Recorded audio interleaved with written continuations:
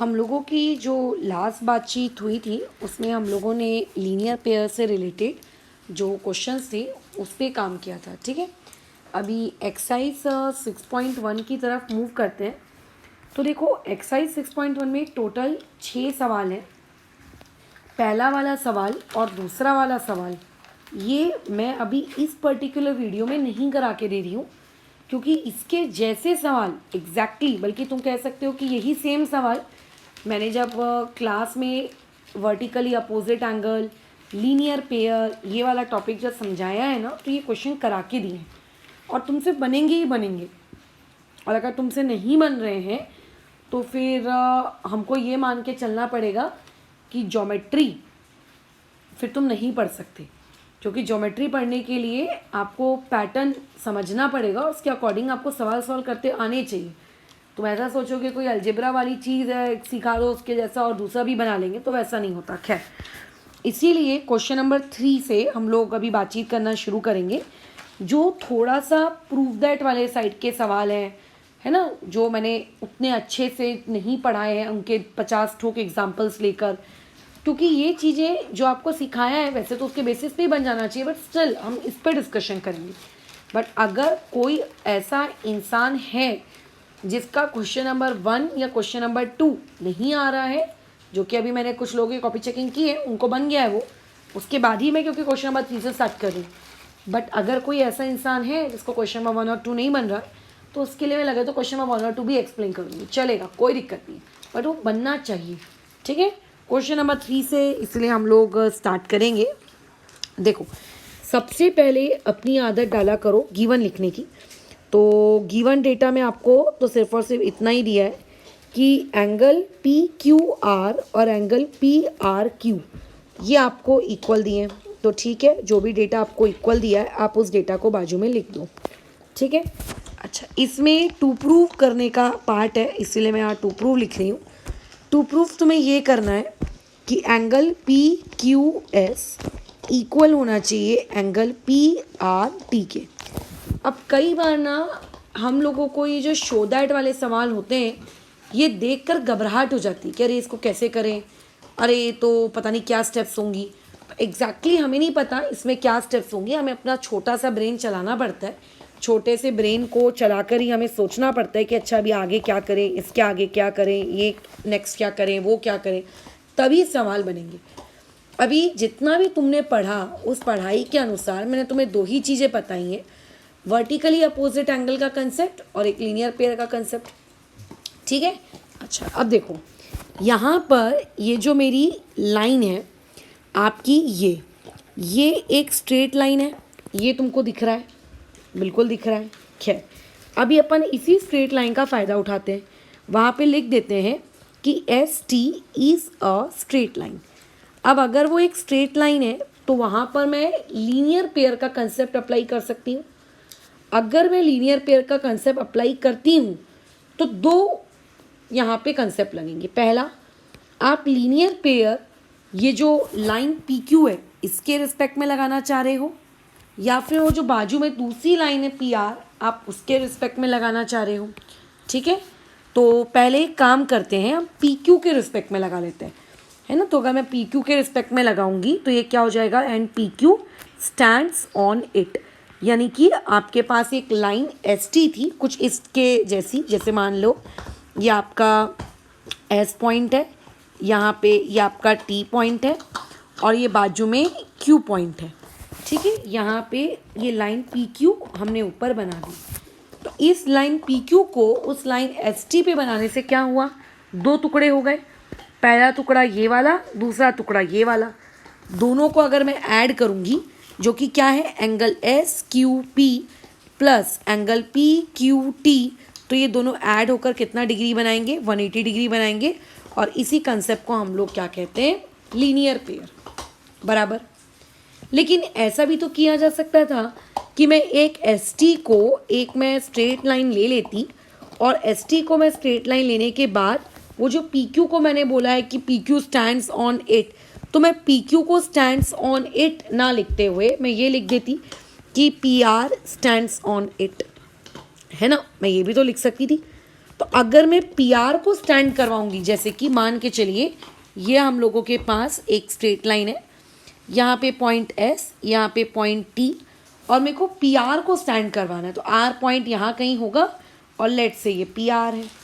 तो दो टुकड़े हो रहे हैं, एक एंगल ये, एक एंगल ये।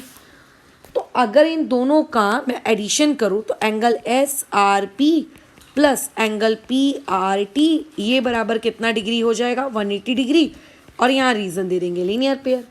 तो इस क्वेश्चन से इतना ही किया जा सकता था गिवन डेटा के हिसाब से, कि मेरे पास एक स्ट्रेट लाइन है, एक एक करके मैंने उसको स्टैंड करवाया, और स्टैंड करवाने के बाद मैंने 2 बार लीनियर पेयर के कंसेप्ट लगाए, मुझे 2 इक्वेशन मिल गई। अब इन 2 इक्वेशंस का मैं क्या करूं? तो देखो वो क्वेश्चन पे डिपेंड करता है कि जो 2 इक्वेशंस आपको मिल रही हैं उसका आपको क्या करना है। डिपेंड कि आपको प्रूव दैट को देखना पड़ेगा, प्रूव दैट के अकॉर्डिंग हो सकता है उन दोनों इक्वेशंस को ऐड करना पड़े, उन दोनों इक्वेशंस को सबट्रैक्ट करना पड़े, वो जो 2 इक्वेशंस आपको मिल रही हैं उन्हें हो सकता है इक्वेट करना पड़े, तो वो प्रूव दैट के अकॉर्डिंग चलेगा, राइट। अच्छा, तो अभी देखो जो मुझे 2 इक्वेशंस मिली हैं, इसमें जो पहली इक्वेशन है उसके राइट हैंड साइड में 180 है, और जो दूसरी इक्वेशन है इसके भी राइट हैंड साइड में 180 है। अगर आपके पास 2 इक्वेशंस हैं और दोनों के इसमें कोई एक चीज़ कॉमन दिख रही है आपको, जैसे 180 180 मुझे दोनों के इसमें क्या दिख रहा है, कॉमन दिख रहा है, तो ऐसे में मैं क्या लिख सकती हूँ, पहली इक्वेशन का S Q P plus angle P Q T, दूसरी इक्वेशन का angle S R P plus angle P R T, और जो दोनों में कॉमन है यानी कि 180, ये तीनों ही आपस में क्या है, आपके इक्वल है। मैं ये लिख सकती हूँ, ठीक है, अगर तुम्हें दोनों में कोई चीज़ कॉमन दिख रही है तो। अब कैसा है, हम 3 वेरिएबल्स को या फिर मैं कहूँ 3 टर्म्स को एक साथ तो सॉल्व कर नहीं सकते, तो ऐसे में हम क्या करेंगे, उनमें से हमें सॉल्व करने के लिए जो 2 टर्म्स चाहिए हम वो रख लेंगे, और जो तीसरी टर्म नहीं चाहिए उसको इग्नोर करेंगे। बट मुझे कैसे पता कि वो 3 टर्म्स हैं, जैसे कि ये हो गई टर्म नंबर 1, टर्म नंबर 2 और ये टर्म नंबर 3, इन तीनों टर्म्स में से मैं किसको रखूं, डाउट। तो ऐसे केस में आप ऊपर आइए, अपने टू प्रूव को देखिए। टू प्रूव में आपको पीआरटी होना, तो देखो किस टर्म में पीआरटी आ रही है, तो ये पीआरटी रखेंगे। आपको पी क्यू एस चाहिए या फिर एस क्यू पी, बोलो बात एक ही होती है। तो देखो ये एस क्यू पी भी यहाँ दिख रही है, तो पी आर टी और एस क्यू पी क्योंकि मुझको चाहिए है, इसीलिए उन दोनों को मैं रखूँगी, ठीक है, उन दोनों को मैंने रखा, और मैं इसको क्या लिखूँगी कि therefore angle S Q P plus आपका एंगल क्या पी क्यू टी, ठीक है। अच्छा, इक्वल टू में क्या आ जाएगा, angle S R P plus angle P R T. वो जो 180 डिग्री था उसको हमने इग्नोर कर दिया क्योंकि हमारे वो किसी भी काम का नहीं है, टू प्रूव में हमें वो कोई मदद नहीं कर रहा है, बराबर। चलो आगे बढ़ते हैं। अब इतना मिलने के बाद क्या करूँ, क्योंकि मेरे को जो चीज़ टू प्रूव करनी थी वो तो आई नहीं। देखो जो प्रूव दैट वाले सवाल होते हैं वो इस तरीके से आसानी से नहीं आ जाते, उसमें थोड़ा सा दिमाग लगाना पड़ता है, थोड़ा गिवन डेटा देखना पड़ता है, एक्सेट्रा एक्सेट्रा। तो गिवन डेटा पढ़ो जरा क्या दिखा है। गिवन डेटा ये कहता है कि पी क्यू आर और पी आर क्यू ये आपस में इक्वल है। इस बात से तो एग्री करते हो ना कि गिवन डेटा कहता है कि पी क्यू आर और पी आर क्यू आपस में इक्वल है। तो अगर पी क्यू आर और अगर पी आर क्यू आपस में इक्वल, तो पी क्यू आर कौन है, पी क्यू आर ये बाजू वाला एंगल है ना, पी क्यू आर ये बाजू वाला एंगल है, और पी आर क्यू ये कौन है, ये वाला एंगल है, बराबर। तो अगर मैं ऐसा कहूँ कि इसको एंगल नंबर 1 दे दूँ, अच्छा चलो एंगल 1 छोड़ो, पी क्यू आर को ही क्या हम पी क्यू टी भी कह सकते हैं, बिल्कुल आप पी क्यू आर को पी क्यू टी कह सकते हो, क्योंकि देखो एंगल इस बीच वाले को कहते हैं, एंगल तो नहीं बदल रहा ना, एंगल के आगे पीछे के नाम को आप वर्ड्स को आगे पीछे कम ज़्यादा कर सकते हो। वैसे ही जो पी आर टी है उसको चेंज नहीं किया जा सकता, क्योंकि पी के इस तरफ कुछ नहीं है और टी के इस तरफ कुछ नहीं है, तो वैसे का वैसे ही रहेगा। लेकिन जो पी आर क्यू है इसको मैं ये भी तो लिख सकती हूँ पी आर एस बराबर पी आर एस, क्योंकि देखो पी वैसे का वैसी, आर वैसे का वैसी, और जो क्यू है क्यू को हमने एस कर दिया क्योंकि आगे लिख दिया। राइट। तो ऐसे केस में पी क्यू आर ये कुछ और नहीं बल्कि ये तुम्हारा पी क्यू टी है, ठीक है। तो पी क्यू टी और पी आर एस ये दोनों आपस में कैसी है, इक्वल क्वांटिटीज़ हैं। और इक्वल क्वांटिटीज़ अगर आपको दोनों साइड दिख रही हैं तो आप उन दोनों चीज साइड से उनको क्या कर सकते हो, कैंसिल आउट कर सकते हो। और इसका रीज़न क्या दे सकते हो, गिवन। गिवन यानी कि क्या, क्योंकि वो दोनों पी क्यू आर और आर क्यू पी आपस में इक्वल थे। जो बच गया, बचा हुआ पार्ट क्या है, S Q P is equals to angle P R T. और क्या यही चीज़ हमें टू प्रूव करनी थी, चेक करो। तो बिल्कुल, बस एस क्यू पी की जगह पी क्यू एस लिखा है, कोई दिक्कत नहीं। तो हम नाम क्वेश्चन के अकॉर्डिंग लिख देते हैं, बस बीच वाला चेंज नहीं होना चाहिए, इस बात का ध्यान रखो। आगे पीछे आप लिख सकते हो, equal to angle P R T.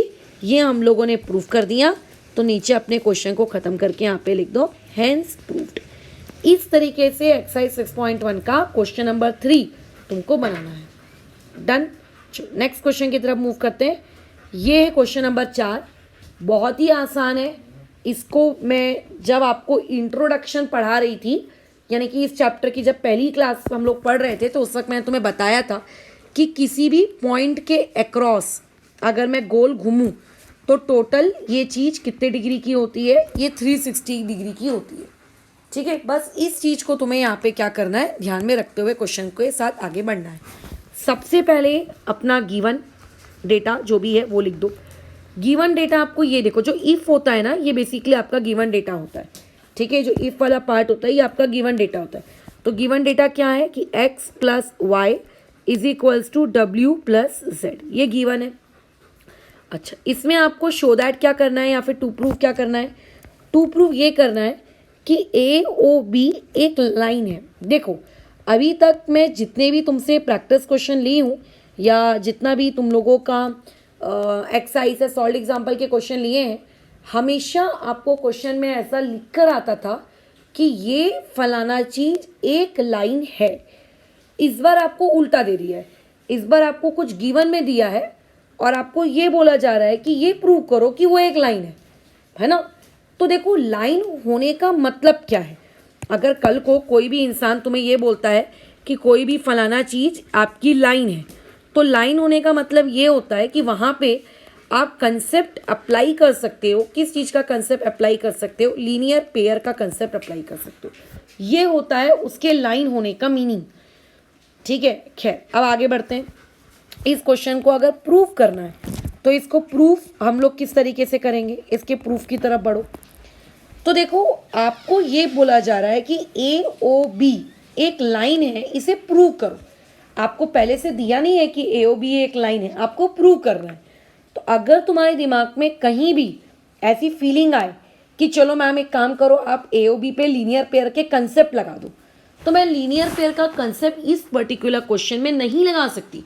Linear pair का कंसेप्ट तब लगाया जाता था जब आपको क्वेश्चन में जो चीज़ है वो पहले से एक लाइन दी होती थी। अगर आपको लाइन ही किसी चीज़ को प्रूव करना है तो आप लीनियर पेयर का कंसेप्ट नहीं लगा सकते, क्योंकि लाइन ही नहीं है तो लीनियर पेयर कहाँ से होगी, राइट। अगर वो स्ट्रेट लाइन नहीं है तो ऐसे में क्या करें, तो इसमें ये वाला कंसेप्ट लगाओ कि किसी भी पॉइंट के अराउंड जो टोटल एंगल होता है वो 360 डिग्री होता है। तो जैसे अगर ये पॉइंट ओ लूँ तो इस पॉइंट ओ के अराउंड, ठीक है, आपको टोटल कितने एंगल्स दिख रहे हैं। इस पॉइंट के अराउंड मुझे टोटल 4 एंगल दिख रहे हैं, ठीक है। बराबर अगर मैं ये कंसेप्ट लगाऊं कि अराउंड, एक मिनट, अराउंड पॉइंट ओ, ठीक है, सम ऑफ ऑल एंगल्स, ठीक है, जितने भी एंगल्स होंगे उस पर्टिकुलर पॉइंट के अलोंग, वो बेसिकली कितना होगा, 360 डिग्री होगा। तो उस पॉइंट के अलोंग मुझे 4 एंगल्स दिख रहे हैं। एक दिख रहा है एक्स, एक दिख रहा है वाई, एक दिख रहा है जेड, एक दिख रहा है डब्ल्यू। यानी कि क्या लिख सकते हैं, एक्स प्लस वाई प्लस, एक मिनट, हाँ, X plus Y plus Z plus W equal to, बोलो कितना, 360 डिग्री। अब इसके आगे तो मेरी गाड़ी फिर से अटक गई। क्यों अटक गई, क्योंकि मैडम अब ना मुझे एक्स पता है, ना वाई पता है, ना जेड पता है, ना डब्ल्यू पता है, क्या करें। तो हमेशा तुम अपने क्वेश्चन के गिवन को देखो कि कुछ ना कुछ तो भाई दिया होगा ना। तो इस बार गिवन डेटा में क्या दिया है कि x plus Y basically w plus Z के बराबर होता है। यानी कि x प्लस वाई की जो वैल्यू होगी वही वैल्यू w प्लस जेड की भी होगी। तो ऐसे केस में मैं x प्लस वाई की जगह w प्लस जेड लिख सकती हूँ या w प्लस जेड की जगह x प्लस वाई लिख सकती हूँ, जो तुम्हारा मन करे वो करो। तो मैंने क्या किया, नेक्स्ट वाली स्टेप में जहाँ पे मुझे z प्लस डब्ल्यू दिख रहा था वहाँ पे मैंने क्या किया, पहले तो x प्लस वाई को वैसे का वैसे ही रखा, उसमें मैंने कोई चेंज नहीं किया। ठीक है, जहाँ मुझे z प्लस डब्ल्यू दिख रहा था उस z प्लस डब्ल्यू की जगह मैंने क्या लिख दिया, वहाँ पे अगेन फिर से एक और बार x प्लस वाई लिख दिया। और इसका रीज़न मैंने क्या दे दिया, गिवन। क्यों, क्योंकि गिवन वाला ये चीख चीख कर कह रहा है कि x प्लस वाई और z प्लस डब्ल्यू ये दोनों सेम है, आप उन्हें आपस में इंटरचेंज करके लिख सकते हो वो एक दूसरे की जगह पर। अब देखो ये x और ये x कितना हो जाएगा, ये चीज़ हो जाएगी 2x, ये y कितना हो जाएगा 2y, और इक्वल टू कितना आएगा 360 बराबर। अच्छा वेरी गुड। 2 को एक काम करते हैं, कॉमन निकाल लेते हैं, वही कर सकते हो ना, और क्या कर सकते हो, x प्लस वाई, ठीक है, इक्वल टू में कितना आ जाएगा, इक्वल टू में आ जाएगा आपका 360 डिग्री, वैसे का वैसी। अच्छा अब 2 का क्या करूँ, 2 को आप डिवाइड में ले आओ, तो यहाँ से x plus Y equal to आ गया 360 डिवाइड बाई 2। तो देयरफॉर यहाँ से x प्लस वाई की वैल्यू कितनी आ गई, यहाँ से x प्लस वाई की वैल्यू आ गई 180। तो लेकिन इससे हमारा क्वेश्चन तो प्रूव नहीं हुआ, हमको तो एक स्ट्रेट लाइन प्रूव करनी थी। तुम ध्यान से देखो, अगर कोई लाइन पहले से आपको स्ट्रेट दी है, देखो ध्यान से देखना, अगर गिवन में आपको कोई भी चीज़ पहले से एक स्ट्रेट लाइन दी है तो आप क्या कर सकते हो, आप लीनियर पेयर का कंसेप्ट अप्लाई कर सकते हो। बट अगर कल को आपको कोई चीज़ गिवन में स्ट्रेट लाइन नहीं दी है तो आप लीनियर पेयर का फिर कंसेप्ट भी नहीं लगा पाते हो। सही कह रहे हैं, क्योंकि जब दिया ही नहीं है तो लीनियर पेयर कहाँ से आएगा। तो ऐसे में अगर आप लीनियर पेयर का कंसेप्ट नहीं लगा सकते कोई बात नहीं, लेकिन अगर आप किसी भी तरीके से घुमा फिरा के ये प्रूव कर दो कि उस लाइन पे बनने वाले एंगल्स का सम 180 है, क्योंकि लीनियर पेयर का मतलब यही होता है ना कि उस लाइन के ऊपर नीचे कहीं पर भी कोई भी एक साइड में जितने भी एंगल्स हैं उन सारे एंगल्स का सम यदि 180 है तो बेसिकली वो लीनियर पेयर की प्रॉपर्टी ही कहलाएगी। और अगर वो लीनियर पेयर की प्रॉपर्टी है तो लीनियर पेयर की प्रॉपर्टी तभी लगती है जब एक लाइन कैसी होती है, स्ट्रेट होती है। तो अगर तुम देखो तो x क्या है, ये एक एंगल है जो लाइन ए बी के ऊपर है। y क्या है, ये भी एक एंगल है जो लाइन ए बी के ऊपर है। लाइन ए बी के ऊपर x और y को छोड़कर और कोई दूसरे एंगल्स नहीं है, बाकी एंगल्स नीचे हैं, ऊपर की बात करो, है ना। तो इससे हमें ये एक समझ में आ रहा है कि अच्छा x प्लस वाई 180 डिग्री है, अच्छा यानी कि यहाँ पे लीनियर पेयर अप्लाई हो गया ऑटोमेटिकली। क्वेश्चन में हमने नहीं किया, लेकिन हम लोगों ने जो स्टेप्स की उस स्टेप्स के आया ऑटोमेटिकली अप्लाई हो गया। तो इससे ये प्रूव होता है कि ज़रूर AOB क्या होगी, एक स्ट्रेट लाइन होगी। ठीक है, अगर वो एक स्ट्रेट लाइन होती तो हम लीनियर पेयर का कंसेप्ट लगाते, क्योंकि हमने एक स्ट्रेट लाइन नहीं दी थी, हमने लीनियर पेयर का कंसेप्ट नहीं लगाया, बट हमारे बिना कंसेप्ट लगाए भी घूम फिर कर हमारी कहानी पहुंच गई लीनियर पेयर के कंसेप्ट में ऑटोमेटिकली। तो अगर वो ऑटोमेटिकली लीनियर पेयर के कंसेप्ट में हमारी कहानी घूम फिर के पहुंच गई है, इसका मतलब डेफिनेटली वो चीज़ क्या रही होगी, एक स्ट्रेट लाइन। क्योंकि अगर वो स्ट्रेट लाइन नहीं होती तो वहाँ पे कभी भी उसके ऊपर जितने भी एंगल्स हैं उनका एडिशन 180 नहीं आता। तो कभी भी अगर आपको कोई भी क्वेश्चन में किसी भी चीज़ को एक स्ट्रेट लाइन प्रूव करने को कहा जाए तो उस लाइन के ऊपर या उस लाइन के नीचे के जितने भी एंगल्स हैं कोई भी एक साइड आप चूज कर लीजिएगा, उन सारों का एडिशन आप 180 शो कर दो। अगर आपने शो कर दिया, ऐसा मत लिख देना लो मैडम इक्वल टू 180, शो करना। क्या मैंने स्टार्टिंग में इक्वल टू 180 लिखा था क्या, नहीं, अपने आप स्टेप करते करते 180 आया। ऐसे अगर आप करके ले आए तो वो एक स्ट्रेट लाइन है। ठीक है, चलो नेक्स्ट क्वेश्चन की तरफ मूव करते हैं। ये बेसिकली एक बहुत ही ज़्यादा इम्पॉर्टेंट कंसेप्ट है, बहुत ज़्यादा मतलब बहुत ज़्यादा। ये क्वेश्चन अलग अलग स्कूल्स के अलग अलग एग्जाम्स में बहुत ज़्यादा पूछा जाता है। स्टूडेंट्स कई बार इसको रट्टा मारने की कोशिश करते हैं, बट आई डू सजेस्ट इससे आप मत करो, रट्टा मत मारो। क्योंकि अगर आप ज्योमेट्री में रट्टा मारना शुरू करोगे ना तो होगा ये कि जब आप जैसे जैसे आगे के चैप्टर्स में प्रोग्रेस करते जाओगे आपको नहीं समझेगा कि इस टाइप के टू प्रूव वाले सवाल कैसे करने हैं। तो सीखो, ठीक है, अच्छा, सबसे पहले याद रखना, जो आपका मैथ्स में गिवन हमेशा लिखो, टू प्रूव या टू फाइंड हमेशा लिखो। तो देखो गिवन क्या है, P O Q is a line. जैसे पिछले वाले क्वेश्चन में हमको प्रूफ दैट करना था कि O A O B is a line, इस बार क्वेश्चन में सीधा सीधा बोल दिया है P O Q is a line. बढ़िया, ठीक है।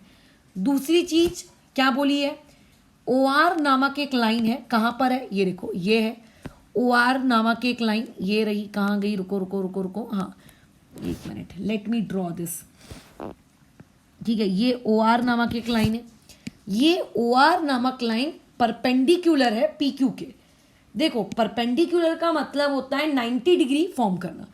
तो कैसा है ये जो इतनी बड़ी सी लाइन है कि ray O R is perpendicular to P Q, हम इतना बड़ा स्टेटमेंट नहीं लिखेंगे, हम ऐसा लिखते हैं, देखो उसको हम ऐसा लिखेंगे कि रे ओ आर परपेंडिकुलर का सिंबल बनाएंगे जो कि होता है ये।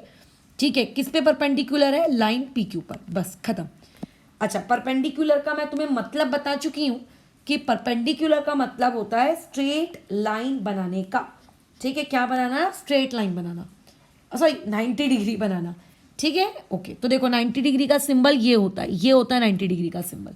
ज़रूरी नहीं है कि हमेशा 90 डिग्री आप राइट साइड बनाओगे, लेफ्ट साइड भी 90 डिग्री बनाएगा वो। ठीक है, उस लाइन से नीचे वाली लाइन तक जिसके पे वो परपेंडिकुलर है पूरा 90 डिग्री बनाएगा।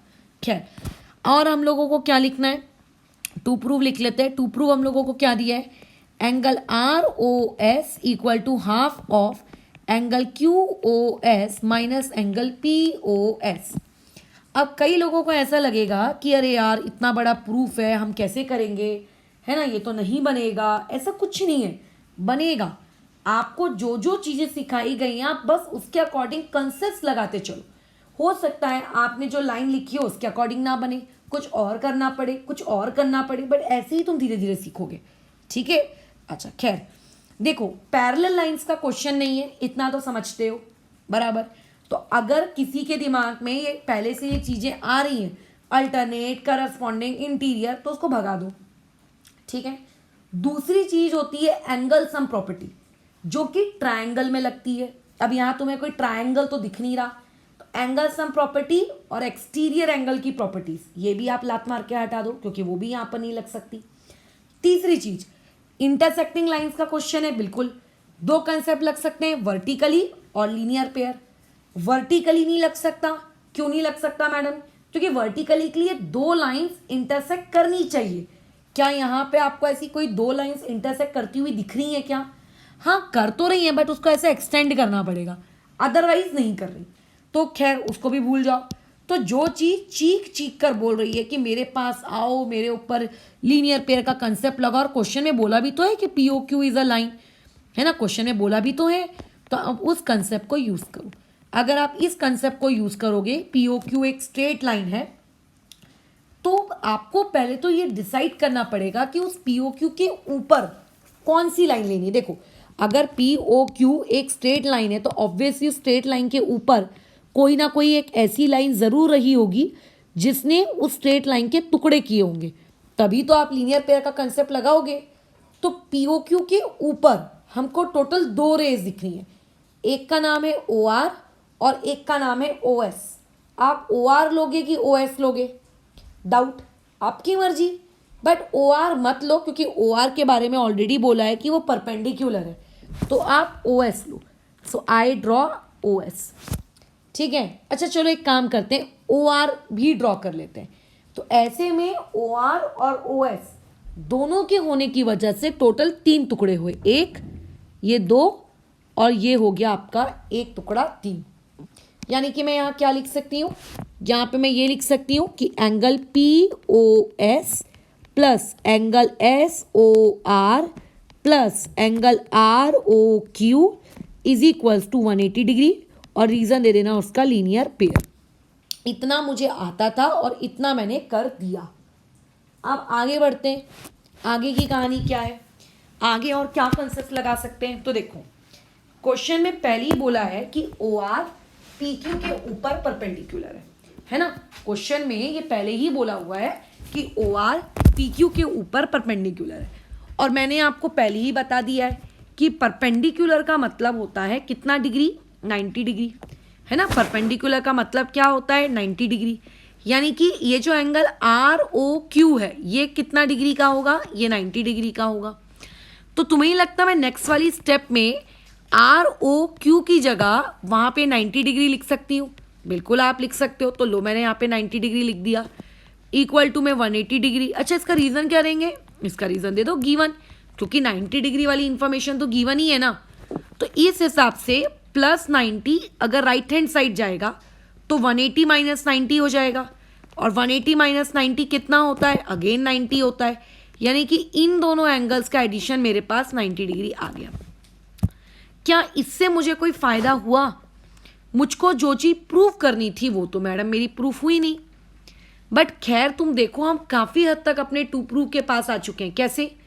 हमको जो चीज़ टू प्रूव करनी है उसमें हमको एंगल पी ओ एस चाहिए। ये देखो एंगल पी ओ एस है। हमें जो चीज़ प्रूव करनी है उसमें हमें एंगल आर ओ एस चाहिए। ये देखो एंगल आर ओ एस आपकी आंखों के सामने है। मैंने उसको एस ओ आर लिखा है, भाई बात एक ही है, कोई फ़र्क नहीं पड़ता। लेकिन मैडम हमें एक एंगल और चाहिए क्यू ओ एस, और ये अभी तक हमको नहीं पता। तो अब तुम कुछ ऐसा सोचो इस डायग्राम को देखकर कि मैडम क्यू ओ एस का क्या करूं क्या करूं क्या करूं।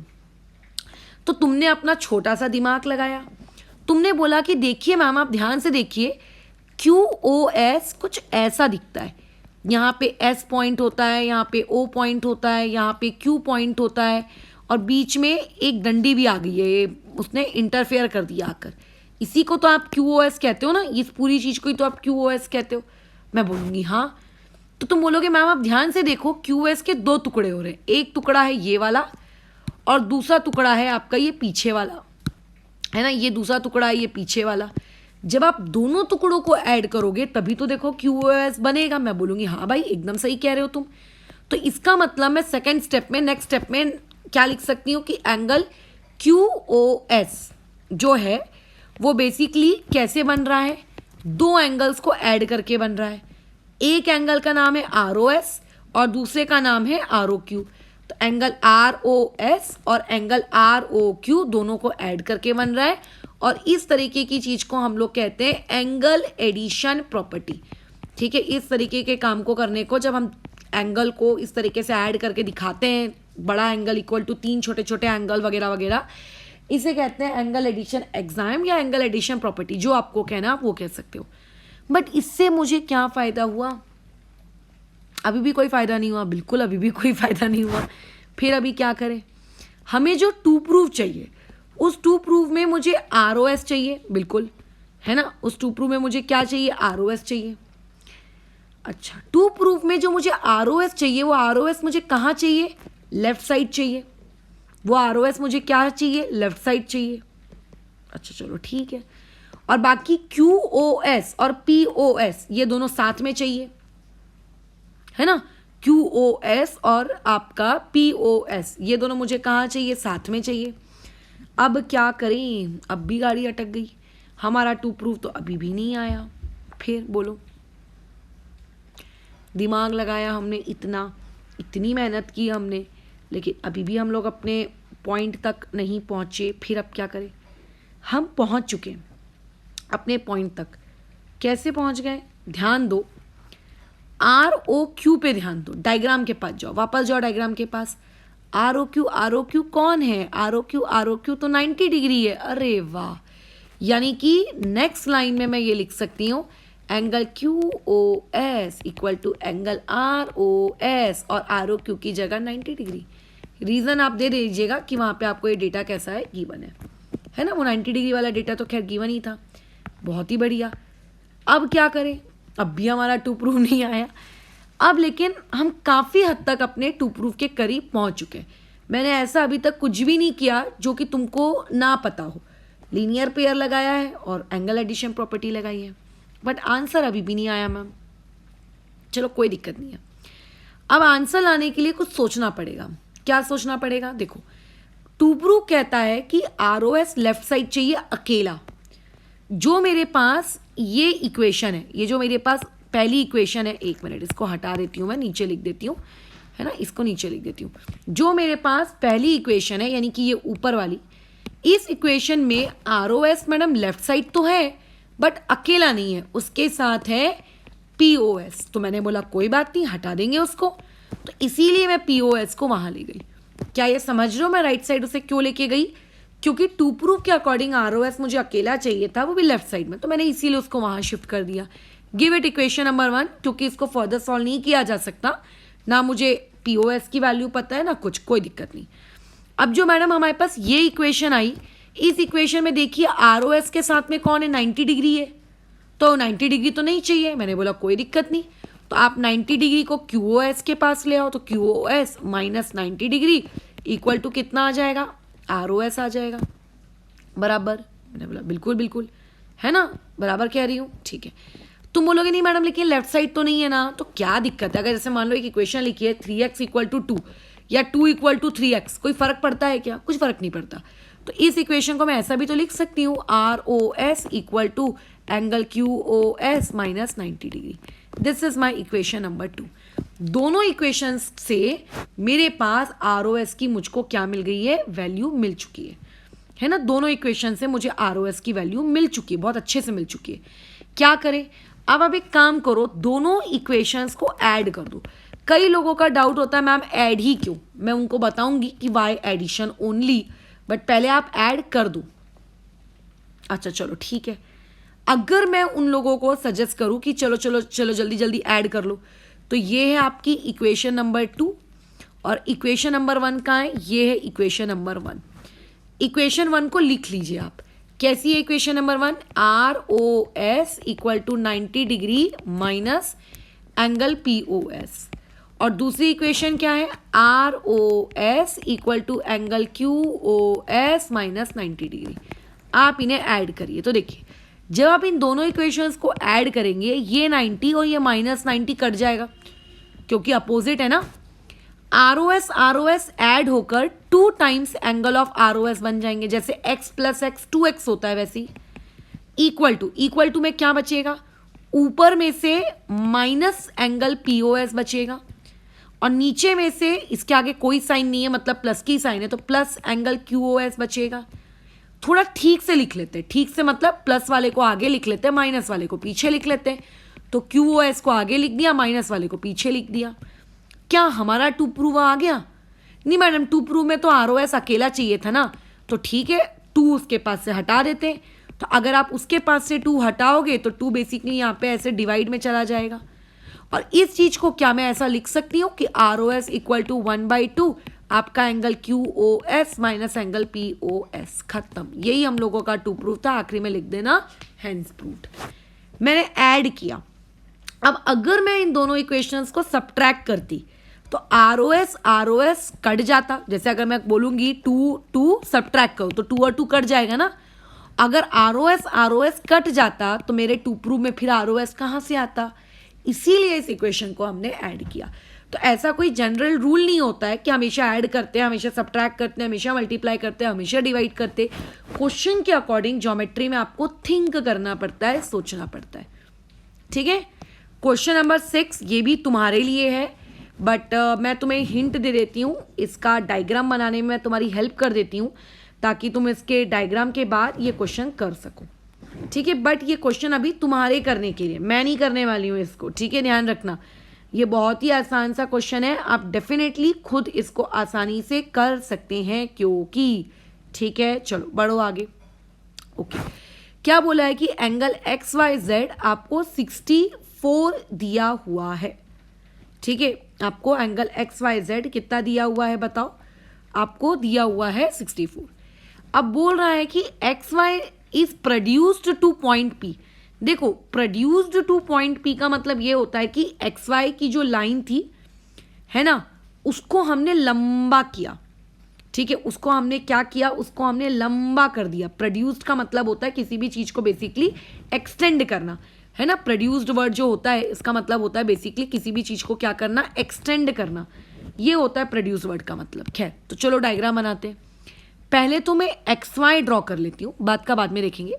ये जैसे आपका लेट से, ठीक है, एक मिनट, ये हो गया X पॉइंट, ये हो गया Y पॉइंट। अब बोल रहा है एक्स वाई जेड एंगल कितना डिग्री है, 64 डिग्री। तो ये एक्स, ये वाई और जेड, तुम जेड को चाहे तो इस तरीके से ऊपर ले सकते हो, चलो खैर ले लेते हैं। यहाँ पे कहीं होगा जेड पॉइंट, और ये एंगल आपको कितना दिया होगा, 64 डिग्री। आप नीचे भी बना सकते थे रे इस तरीके से, ज़रूरी नहीं कि मैंने ऊपर बनाया तो आप भी ऊपर बनाओ। अब बोल रहा है draw a figure from the given information, ठीक है बना लेंगे। अच्छा क्या बोल रहा है, एंगल जेड वाई पी बनना चाहिए। अब देखो एक्स वाई को आपको प्रोड्यूस करना है पॉइंट पी पर, इसका मतलब आप एक्स के आगे आप पॉइंट पी ले सकते हो। तो देखो हो सकता है पॉइंट पी यहाँ ले हो सकता है पॉइंट पी यहाँ पे लो, दोनों ही तो पॉसिबिलिटी है। उसने ये थोड़ी ना बोला है कि वाई के पीछे लो, एक्स के पीछे लो, ऐसा करो वैसा करो, ऐसा थोड़ी ना बोला है। उसने सिर्फ इतना बोला है कि एक्स वाई को प्रोड्यूस करो। अब वो किसी भी साइड प्रोड्यूस किया जा सकता है मैडम, बट हम किस साइड करेंगे, तो आपको क्वेश्चन के थ्रू समझना पड़ेगा कि किस साइड प्रोड्यूस करना है। तो क्वेश्चन आपसे क्या कह रहा है कि angle Z Y P find करो, या फिर बोल रहा है कि जेड वाई पी एक नामक एक एंगल है।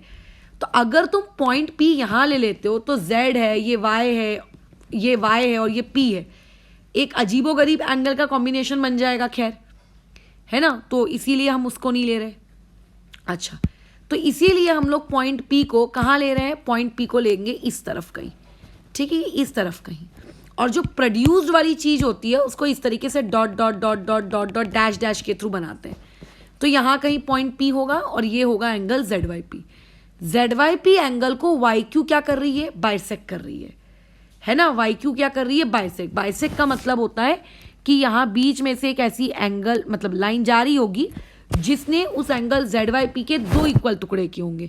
इसको अगर मैं ऐसा गोला बनाती हूँ तो इस एंगल को भी मैं ऐसा गोला बनाती हूँ, सच दैट कि पढ़ने वाले को समझे कि ये वाला एंगल और ये नीचे वाला एंगल ये दोनों इक्वल है। मुझे नहीं पता कितने हैं बट ये इक्वल है।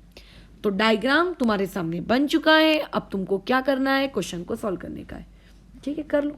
अच्छा अब एक चीज़ मेरी ध्यान रखना, इस पर्टिकुलर क्वेश्चन में स्टूडेंट्स से सबसे बड़ी मिस्टेक यहाँ पे जो होती है वो मिस्टेक पॉइंट सुन लो। मिस्टेक पॉइंट क्या होता है, मिस्टेक पॉइंट उन लोगों से ये होता है कि वो एक्स वाई पी को एक स्ट्रेट लाइन समझ लेते हैं, और स्ट्रेट लाइन समझ के बताओ वो लोग क्या करते हैं, वो अप्लाई कर देते हैं लीनियर पेयर का कंसेप्ट, वो ये वाली हरकत करते हैं। तो क्या मैं यहाँ पे लीनियर पेयर का कंसेप्ट अप्लाई कर सकती हूँ, बिल्कुल नहीं कर सकती मैं यहाँ पे लीनियर पेयर का कंसेप्ट।